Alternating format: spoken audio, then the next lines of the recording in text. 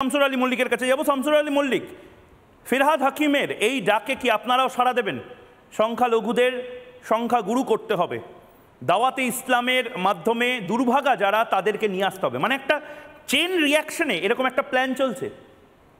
দেখুন, প্রথমেই যেটা বলতে চাইবো সেটা হচ্ছে যে ফিরহাদ হাকিমের ওটা সম্পূর্ণ ব্যক্তিগত মতামত না, উনি তো সংখ্যালঘুদের একটি মঞ্চে দাঁড়িয়ে এটা কথা বললেন, রাজ্যের মন্ত্রী হয়ে। সংখ্যালঘু মুসলমানদের ক্যাপ্টেন্সি ওনার হাতে তুলে দেওয়া হয়নি। সংখ্যালঘু মুসলমানদের কোনো নেতৃত্ব, ধর্মীয় নেতৃত্ব বা রাজনৈতিক নেতৃত্ব না, কিন্তু সংখ্যালঘু সম্প্রদায়, পশ্চিমবঙ্গের মুসলিম সম্প্রদায়ের 90% তো তৃণমূল কংগ্রেসকেই ভোট দেয়। ভোট দেওয়ার প্রশ্ন আলাদা, এটা ধর্মীয় আহ্বান। ফিরহাদ হাকিম তৃণমূল কংগ্রেসের নেতা। ফিরহাদ হাকিম মুসলিম সমাজের কোনো দায়িত্ব নেই যে ফিরহাদ হাকিম সেটা বলবেন, নাম্বার ওয়ান। নাম্বার টু হচ্ছে ফিরহাদ হাকিম এই দাওয়াত দেওয়ার কে? দাওয়াতে ইসলাম, এটা ইসলামের একটা অন্যতম গুরুত্বপূর্ণ বিষয়। মানুষের কাছে খোলা আবেদন করা যেতে পারে, এইভাবেই ইসলাম সারা পৃথিবীতে ছড়িয়ে ছিটিয়ে এসেছে। সারা পৃথিবীতে আপনি অমুসলমানরা যাতে শান্তিতে আরব দেশে থাকতে পারে, নবীর সময়ে আল্লাহর নবী হুদাইবিয়ার সন্ধি করেছিলেন। ওই বাংলাদেশের যে আলেম ওই মাথা নেড়ে নেড়ে বলছিলেন যে আগামী 2040 সালের মধ্যে ইসলাম একমাত্র বিষয় হবে, বাংলাদেশ অমুসলমানদের থাকার জায়গা হবে না। তাদের উদ্দেশ্যে আমি বলতে চাইছি, আমার মনে হয় নিরঞ্জন হালদার সাহেব রয়েছেন, উনিও জানবেন বিষয়টা, যে ইসলামে কিন্তু স্পষ্টভাবে বলা হয়েছে যে সবাই মিলেমিশে থাকার অধিকার। হুদাইবিয়ার সন্ধি নবী করেছিলেন প্রফেট মুহাম্মদ সাল্লাল্লাহু আলাইহি সাল্লাম, যে আগামী 10 বছর যাতে মুসলমান এবং অমুসলমানরা শান্তিতে বসবাস করতে পারে, একে অপরের সঙ্গে বিরোধ না করে থাকতে পারে। সেই হুদাইবিয়ার সন্ধি যাতে নিরাপদে অমুসলমানরা থাকতে পারে তার ব্যবস্থাপনা। সুতরাং যে নূর বলে মৌলানা সাহেব ওই কথা বলছিলেন, তিনি আসলে এই হুদাইবিয়ার সন্ধির বিরুদ্ধে বলেছেন, তিনি আসলে আল্লাহর নবীর প্রয়াসের বিরুদ্ধে বলেছেন। সুতরাং ওইটা ইসলাম নয়, ওইটা মুসলমানিত্ব নয়, ওটা ওনার একেবারেই প্ররোচনামূলক বক্তব্য রাখার সুযোগ। আর যেটা আপনারা বলছেন ফিরহাদ হাকিমের কথা, আবারও আমি বলছি, ফিরহাদ হাকিম দাওয়াতে ইসলামের কথা বলে ফিরহাদ হাকিম যেটা বোঝাতে চাইলেন সেটা আপনাদের কাছে মানে যেটাই দাঁড়াক না কেন, আসলে ইসলামের সঙ্গে তার কোনো সম্পর্ক নেই। বাংলার মুসলমানরাও ফিরহাদ হাকিমের যখন ধর্মীয় প্রশ্ন আসে, ফিরহাদ হাকিমের মুসলমান এই যে বক্তব্য, এই বক্তব্যের সঙ্গে একমত নয়। কারণ ধর্ম যার যার ব্যক্তিগত বিষয়, ভারতবর্ষের মাটিতে বসে সবার নিরাপত্তা সুনিশ্চিত করার দায়িত্ব। আমি আর একটা কথা বলে, মহিউদ্দা আমাকে আর 1 মিনিট সময় দেবেন, সেটা হচ্ছে এই যে আপনারা বলছিলেন লাভ জেহাদ, আমি একটা বিষয় জানতে চাইছি যে মুসলিম মেয়ের সঙ্গে যখন হিন্দু ছেলের বিয়ে হয় তখন তো তাকে হিন্দু ধর্মে কনভার্টেড হয়ে তারপরে তার বধূ সাজতে হয়, তাহলে এটাকে কোন জেহাদ বলবেন? এটা বাংলাদেশের হিন্দু কোনো উগ্র সংগঠন, উগ্রবাদী সংগঠন, তারা কি এটাকে প্ল্যানের মধ্যে রেখেছে যে ভোট জিহাদ করতে হবে, ল্যান্ড জিহাদ করতে হবে, লাভ জিহাদ করতে হবে? এটা তো নেই। মুসলিম সম্প্রদায়ের জনসংখ্যা কমিয়ে দেওয়ার কি কোনো ধরনের কোনো প্ল্যান গ্লোবালি হিন্দু সম্প্রদায়ের কোনো সংগঠন নিয়েছে? এইভাবে শুনুন, এইভাবে কোনো ধর্মান্তরণ হয় না। আর এভাবে যদি বলেন যে বৈবাহিক সম্পর্ক তৈরি করার মধ্য দিয়ে একটা লাভ, একটা প্রেম, একটা পবিত্র বিষয়, সেইটার মধ্য দিয়ে নাকি জনসংখ্যা বাড়িয়ে ফেলা যায়, এটা আমার কিন্তু জনসংখ্যা বাড়িয়ে ফেলার যে প্ল্যান বিভিন্ন জায়গাতে বাংলাদেশে হোক, অমুসলিমদের থাকাটা নারকীয় একটা জায়গা তৈরি করে দেওয়া, এবং সেইটার আঁচ যদি পশ্চিমবঙ্গে পড়ে সে এক ভয়ঙ্কর পরিস্থিতি হবে। এবং ভারতবর্ষেও ফিরহাদ হাকিমের মতন একজন নেতা যেভাবে ঘোষণা করছেন, যেভাবে আহ্বান করছেন, একটা সময় সংখ্যালঘু আছি, সংখ্যাগুরুদের দেশ হবে, অর্থাৎ ইসলামিক রিপাবলিক অফ ইন্ডিয়া, এরকম একটা কিছুর বাসনা করছে ফিরহাদ হাকিমরা। নিহার চন্দ্র হালদার, আমি যে কথাগুলো বললাম, বাংলাদেশে কি পরিস্থিতি সেরকমই?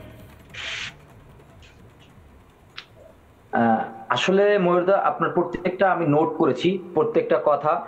আপনি প্রথমেই আসে একজন হুজুর, যে নূর সাহেব হুজুর বলেছেন যে এই দেশে একসময় কোরআনের ইসে, আসলে তার ব্যক্তি কথা, এটা রাষ্ট্রের কথা না, রাষ্ট্রের আমাদের সনাতনীদের কথা নয়, মুসলিম ভাইদের কথা নয়, এবং 18 কোটি জনগণের কথা নয়। দ্বিতীয়ত ব্যবসায়ী যেটা বলেছেন যে আমাদের একটি বাজারে মাইকিং করে বলা হয়েছে সেখানে মহিলারা প্রবেশ নিষেধ, এটা আসলে যারা বলেছে বা যে ব্যক্তিরা বলেছে ওই স্থানে প্রশাসনকে আমি অনুরোধ করব, এবং ওই স্থানে প্রশাসনের দায়ী, ওই স্থানে এটা কিন্তু সব জায়গা হচ্ছে না। একই সাথে আপনি যেটা বলেছেন যে গরুর মাংস রাখতে হবে, সেই গরুর মাংস কিন্তু আপনি দেখেন আমার হিন্দু দোকানে কিন্তু গরুর মাংস আমি কোনোদিন রাখবো না। আমার না, কিন্তু এখনো কেন বলছে কেন তাহলে? প্রায় 2 কোটি। তাহলে এটা বলছে কেন? এটা তো ভয়ঙ্কর হ্যাঁ, কথা। এক সেকেন্ড আপনি, হ্যাঁ এক সেকেন্ড, এই যে আপনারা দেখেন বাংলাদেশে আসলে বর্তমান যে পরিস্থিতি, আমরা যারা 8 দফা দাবি নিয়ে রাজপথে নেমেছিলাম এবং যারা আমরা অধিকারের রাজপথে নেমেছিলাম, আজ দেখেন প্রত্যেকটা ব্যক্তি আজ অসহায় হয়ে জীবন যাপন করছে। এবং নিহার বাবু আমাকে একবার একটু বলবেন, কারণ কলকাতা শহরের প্রচুর সুশীল সমাজ, সুশীল বাবু যারা এই মুহূর্তে শীতের আনন্দ, শীতের আমেজ নিচ্ছেন বিভিন্ন পার্টিতে, তাদেরকে একবার একটু বলবেন বাংলাদেশে আপনাদের 8টা দফা দাবি কি? আপনারা কি প্রধানমন্ত্রী হতে চান? আপনারা কি জর্জ বুশ হতে চান? কি কি দাবি? কারণ আমি জানি যে ভারতে সেই প্রত্যেকটা জিনিস আছে সংখ্যালঘুদের জন্য। একবার যদি একটু বলেন 8 দফা দাবির মধ্যে প্রধান 2-3টে দাবি কি? আচ্ছা, আপনাকে প্রথম, আমরা যারা আমাদের যারা মাইনরিটি, যারা সংখ্যালঘু, যারা সম্প্রদায় নির্যাতিত হয়েছি, তাদের ট্রাইব্যুনাল গঠন করে বিচারের আওতায় আনা। এবং আমি গুরুত্বপূর্ণ পয়েন্টগুলো আপনাকে বলি, তাহলে আপনি বুঝবেন। শুধু গোটা বিশ্বকে আমরা জানিয়ে দিতে চাই আমাদের এই 8 দফা যৌক্তিক দাবি, তার ভিতরে আমি গুরুত্বপূর্ণ পয়েন্ট 2-3টে আপনাদেরকে উদ্দেশ্য করে গোটা বিশ্বকে আমরা জানাতে চাই। আমাদের যে পূর্বপুরুষের রেখে যাওয়া সম্পত্তি, সেই সম্পত্তি বিগত দিনে যে সরকার ছিল, যাকে আপনারা বলা হয় হিন্দু বান্ধব সরকার এবং আওয়ামী লীগ সরকার, সেই সরকারের আমলে এই অর্পিত সম্পত্তি করা হয়েছিল। আমার 7,000-এর অধিক দেবত্ব সম্পত্তি, 7,000-এর অধিক 71-এর পরে সেই সম্পত্তিও সরকারের রেকর্ডভুক্তে অধীনে করা হয়েছে। তো আমরা এই সম্পত্তিগুলো ফেরত চেয়েছি, আমাদের পূর্বপুরুষের সম্পত্তিগুলো, আমরা যেগুলো অর্পিত সম্পত্তি করা হয়েছে সেই সম্পত্তিগুলো আমরা ফেরত চেয়েছি। এবং আমরা যারা মাইনরিটি আছি, আমাদের সুরক্ষা আইন চেয়েছি।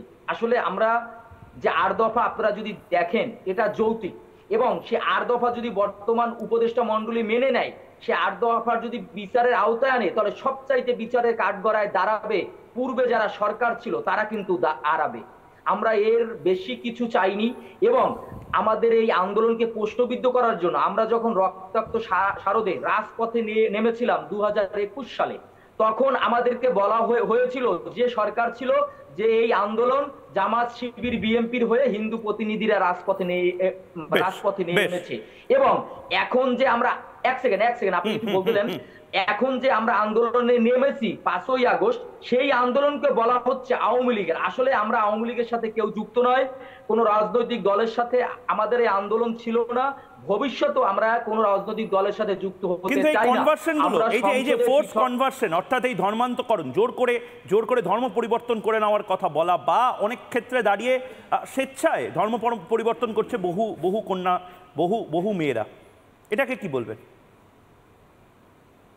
আপনাকে শুধু একটা কথা বলে আমি গোটা বাংলাদেশে ধর্মান্তরিত প্রতিরোধ নিয়ে আমরা সর্বদাই সচ্ছল ভাবে কাজ করে যাচ্ছি। বিগত দিনেও প্রত্যেকটা দিন 64 জেলায় ধর্মান্তরিত হতো বিগত সরকারের আমলে। এই আমলে এসে সেটা প্রকাশ্যে হচ্ছে, তখন সেটা গোপনীয় ছিল। এই আমলে এসে সেটা প্রত্যেকটা জায়গায় আপনি দেখেন। নানা ধরনের কন্টেন্ট দেখার জন্য লাইক করুন, শেয়ার করুন আমাদের ফেসবুক পেজ, সাবস্ক্রাইব করুন আমাদের ইউটিউব চ্যানেল। পাশাপাশি অন্যান্য ব্রেকিং নিউজের জন্য অবশ্যই চোখ রাখুন রিপাবলিক বাংলায়।